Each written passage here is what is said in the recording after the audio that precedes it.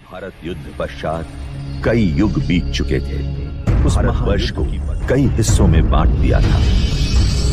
उत्तर पूर्व भारत में मगध और वैशाली के समीप एक संघ राज्य था, कपिलवस्तु। उस समय कपिलवस्तु पर शाक्य कुल के पराक्रमी क्षत्रिय सूर्यवंशी राजा शुद्धोधन का शासन था।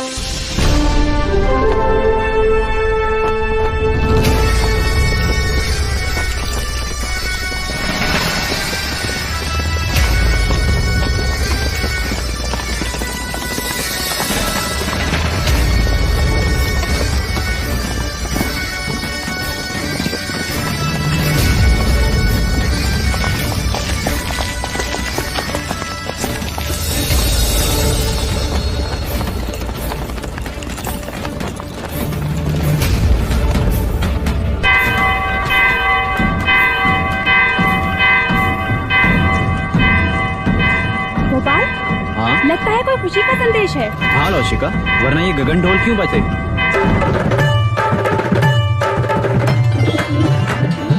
एक ओर से आए राजा, दूजी ओर से पांडव भी।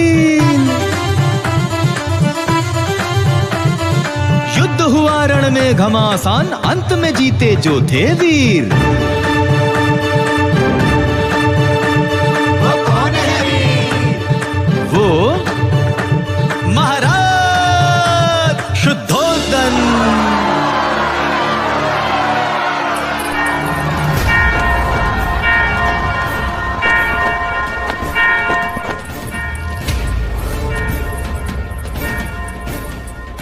छोटी महादेवी, छोटी महादेवी, हम तुझे ही आवाज देने वाले थे लसिका। यह गगन ढोल खुशी के समाचार है महादेवी। महाराज शुद्धोधन पांडव भीलों की प्रजाति को युद्ध में पराजित कर कपिलवस्तु लौट रहे हैं। ईश्वर ने हमारी मनोकामना पूरी कर दी। क्या यह समाचार महादेवी महामाया तक पहुंचा? नहीं, वो इस समय अपने कक्ष में नहीं है। ठीक है, तू गरीबों में अन्नदान का प्रबंध कर। यह खुशी का समाचार हम स्वयं अपनी बड़ी बहन को देंगे।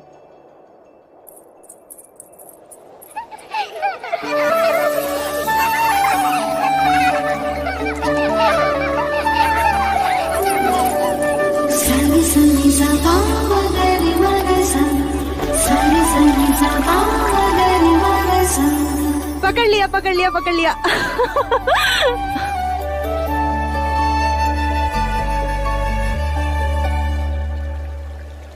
दीप्त, बाकी बच्चे कहाँ गए? बच्चे? कौन से बच्चे? यहाँ मैं अकेला हूँ।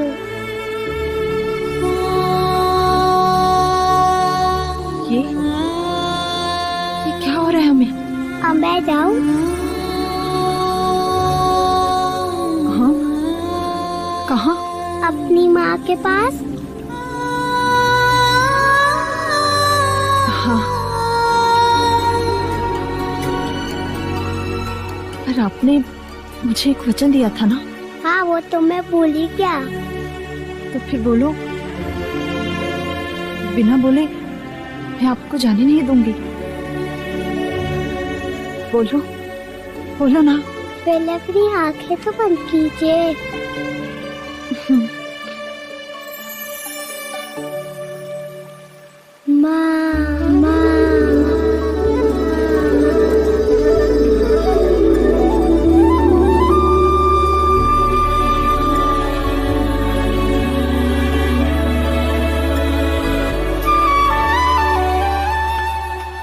दीदी, दीदी, तुमने श्रृंगार नहीं किया अभी तक? श्रृंगार? वो किस लिए? यह गगन ढोल सुने नहीं तुमने? हवाएं समाचार लाई हैं। महाराज विजयी होकर लौट रहे हैं। पूरे कपिलवस्तु में आनंद का गुलाल छाया है। प्रजापति, ये तो बड़ी खुशी की बात है। तो जाकर उनके स्वागत की तैयारी कर और आने पर इतनी सेवा करना, उनकी इतनी खुशी देना उन्हें कि युद्ध भूमि की सारी थकान मिट जाए। और तुम?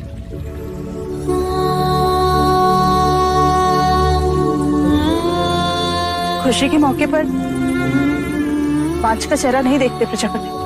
दीदी, मेरा चेहरा देखते ही संतान ना होने का मेरा ये दुख महाराज का दुख बन जाएगा और मैं उनके दुख का कारण नहीं बनना चाहती। दीदी, तुमने महाराज से मेरा विवाह इसलिए कराया था ताकि महाराज को संतान सुख प्राप्त हो और कपिल वस्तु को उसका उत्तराधिकार।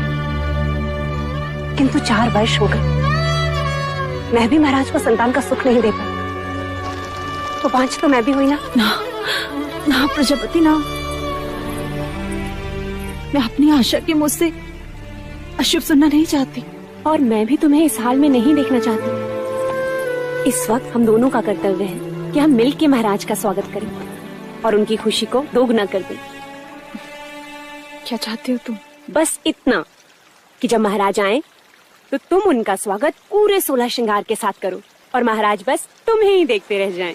महाराज की, महाराज की, महाराज की, महाराज की, महाराज की, महाराज की, महाराज की, महाराज की, महाराज की, महाराज की, महाराज की, महाराज की, महाराज की, महाराज की, महाराज की, महाराज की। सारी संगी सबा मगर मगर सा, सारी संगी सबा मगर मगर सा।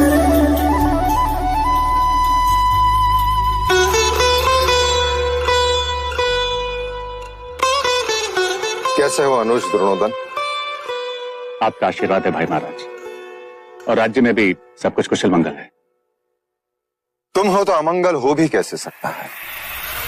तुम ही हो जिसके कंधे पर मैं कपिल वस्तु का भार सौंपकर निस्संदेह युद्ध पर जा सकता हूं। आइए। रुकिए, हम आपको प्रवेश करने नहीं देंगे। तुम मुझे प्रवेश क्यों नहीं करने दोगे? पहले आप मेरे लिए क्या लाए हैं वो दीजिए, तभी हम आपको भीतर आने देंगे। मैं राजा होकर सबसे कर वसूल लेता हूँ और ये राजा देवदत्त मुझसे कर ले रहा है। ये रहा आपका उपहार। आप मुझसे युद्ध के बिना भीतर नहीं जा सकते। मेरी ही तलवार और मुझ पर प्रहार। ठीक है।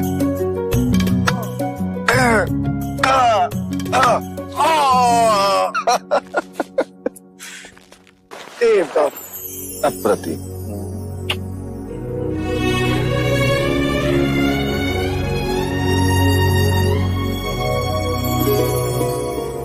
चले।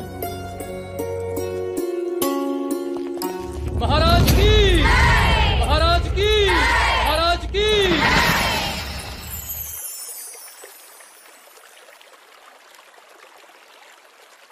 बहुत पीड़ा हो रही है।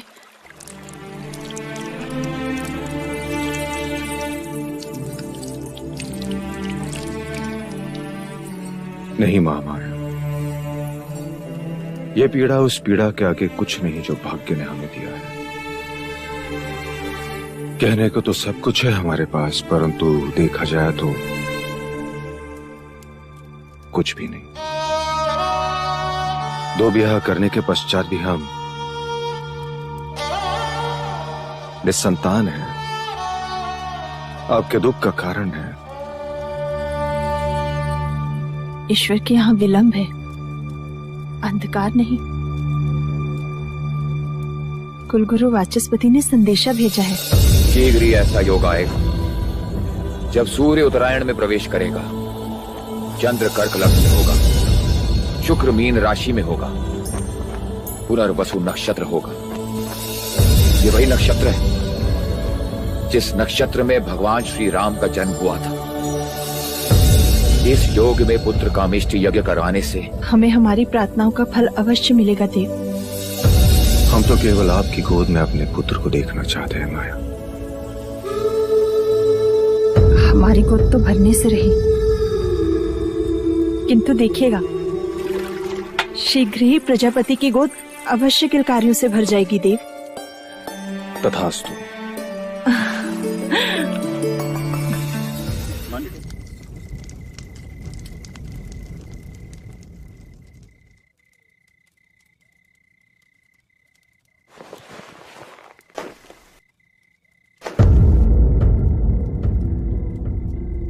महामाया,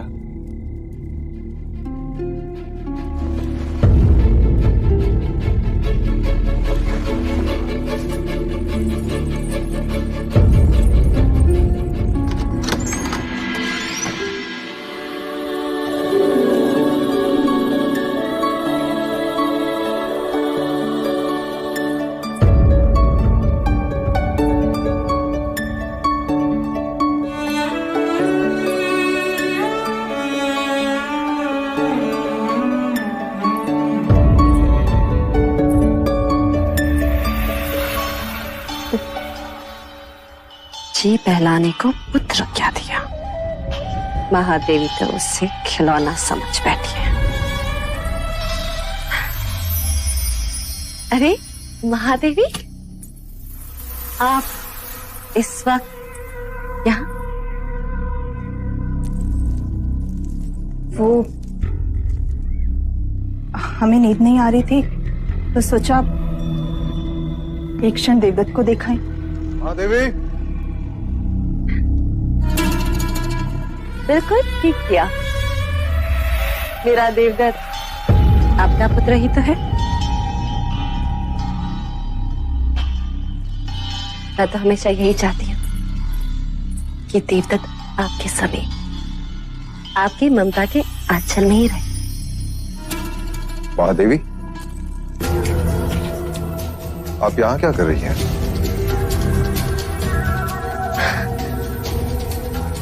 महाराज, मैं समझती हूँ महादेवी की व्यथा। हो जाता है ऐसा कभी कभी। जो चीज नहीं होती उसकी इच्छा प्रबल हो जाती।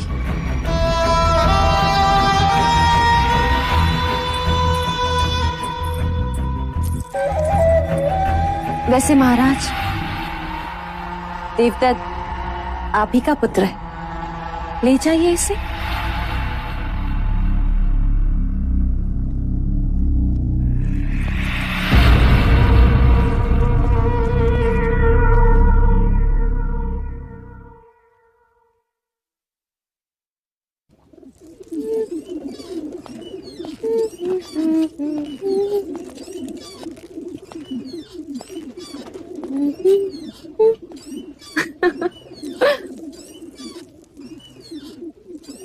देवदत्त कहाँ है मंगला? महाराज के पास। यही बात अच्छी नहीं लगती। जब भी मैं अपने पुत्र से मिलना चाहता हूँ, या तो वो महादेवी के पास होता है या फिर महाराज के पास। उस रात भी जब मैंने उसे भेजा था, आज नहीं तो कल देवदत्त को महाराज की जगह जो लेनी, युवराज जो बनना है, और फिर कपिल वस्तु का महाराज। जब जब मैं देवदत्त को महाराज के साथ सिंहासन पर बैठा देखती हूँ, मन सपने बुनने लगता है और फिर सुनाई देता है, युवराज देवदत्त की जय, युवराज देवदत्त की जय हो। मन के पंछी पकड़ना छोड़ दो मंगला। जिस दिन महादेवी माया या प्रजापति दोनों में से किसी एक को संतान हो गई, तो तुम्हारी सारी इच्छाएं धरी की धरी रह जाएंगी।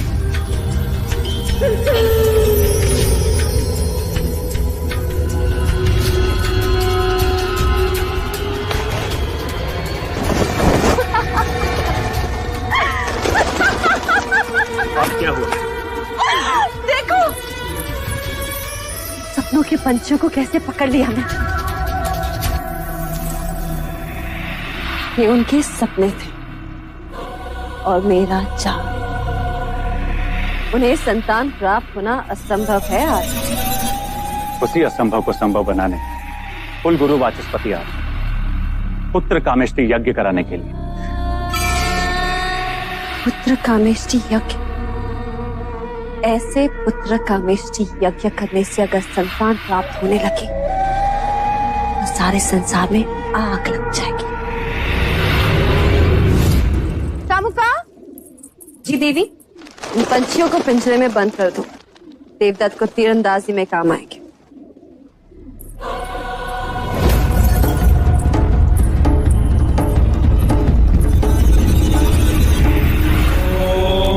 आदे गर्भो ज्योतिमय सुकुमार बाण इवे कुले आवीरो जायता पुत्रस्ते दशमास्य स्वाहा। ओम इदं अग्नये नमः। ओम इदं विष्णवे नमः। राजन, सभी देवी देवताओं और ग्रहों के बाद हम कुल देवता सूर्य देव का आवाहन करें। सूर्य देवता अपने कुल की रक्षा हेतु अपनी किरणों पर सवार होकर इस कमल को खिलाएंगे। वासिदेव नमस्तुभ्यं प्रसीद मम भास्कर दिवाकर नमस्तुभ्यं प्रभाकर नमोस्तुते।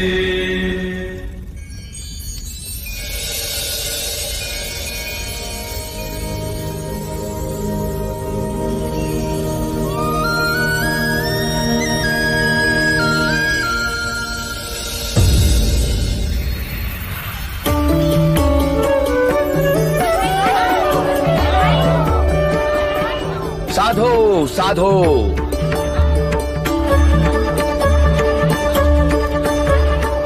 कमल के फूल का खिलना यह संकेत देता है कि आपका भाग्य खुलने वाला है राजन।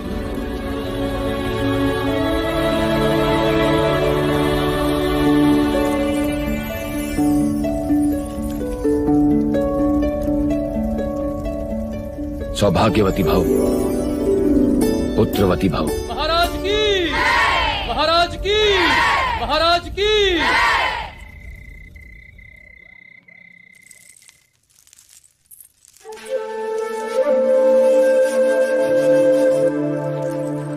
सेनापति, हम आप ही के कक्ष में आ रहे हैं। नहीं देव, हम चाहते हैं कि आज की यह शुभ रात्रि आप महादेवी माया के साथ ही बिताएं।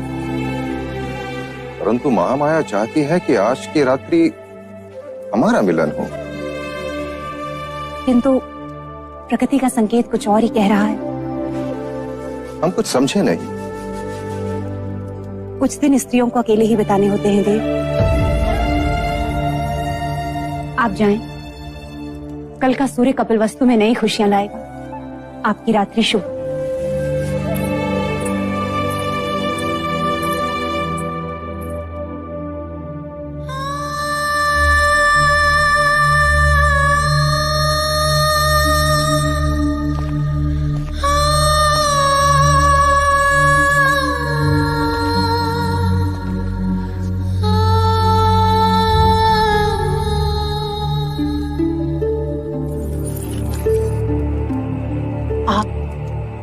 यहाँ? आपको तो प्रजापति के कक्ष में होना चाहिए। छोटा मुंह बड़ी बात। आपने महाराज से झूठ क्यों कहा कि आप रजस्वला है? क्योंकि हम चाहते हैं कि कपिलवस्तु का उत्तराधिकारी दीदी की कोख से पैदा हो। उनकी संतान इच्छा इतनी प्रबल है, इस योग में भाग्य को भी विवश होना पड़ेगा।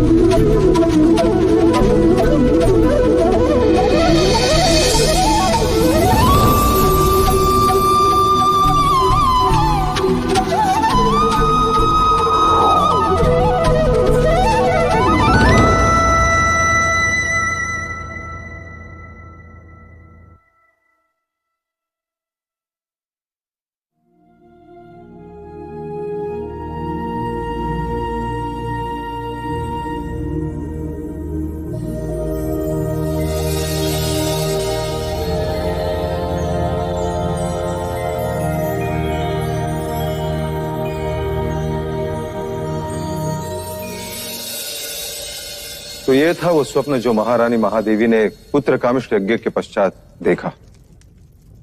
आदरणीय कुलगुरु वाचस्पति एवं समस्त ब्राह्मणगण, कृपा करके हमें यह बताएं स्वप्न का तात्पर्य क्या है?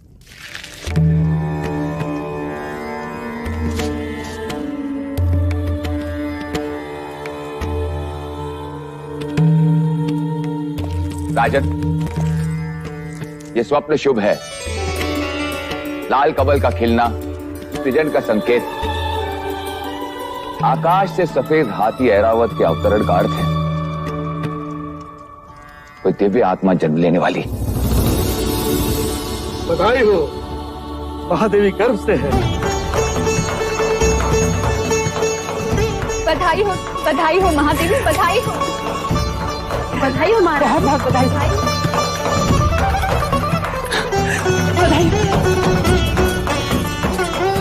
बधाई हो महादेवी।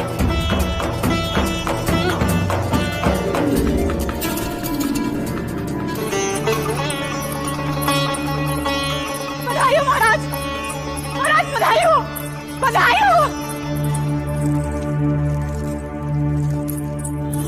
हो महाराज, बधाई हो।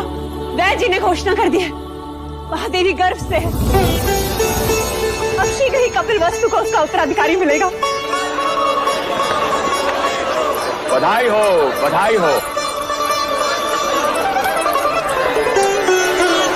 राजन, एक और बात, इस योग में जन्म लेने वाला बहुत बड़ा योद्धा बनेगा। ऐसा ही होगा। हम तो केवल राजा बने, वो राजाओं का राजा होगा, महान योद्धा होगा, चक्रवर्ती सम्राट होगा।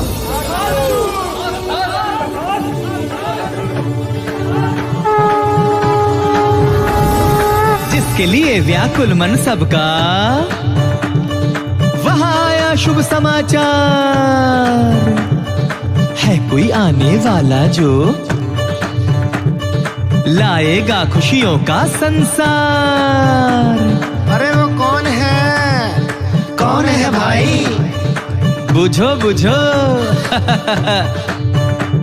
वो कपिल वस्तु का युवराज।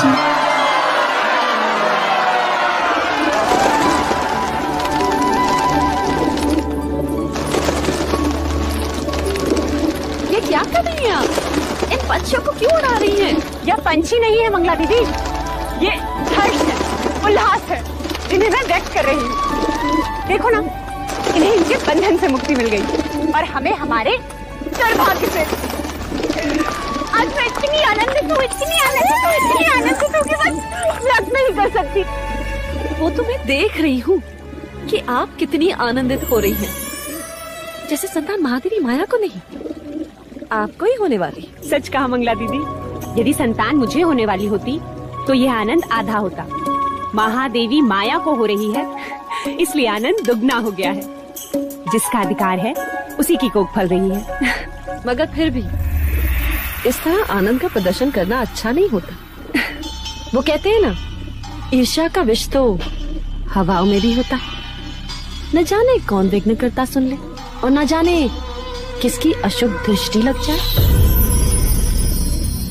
अब तो जो अशुभ दृष्टि डालेगा, चेहरा उसी का काला होगा।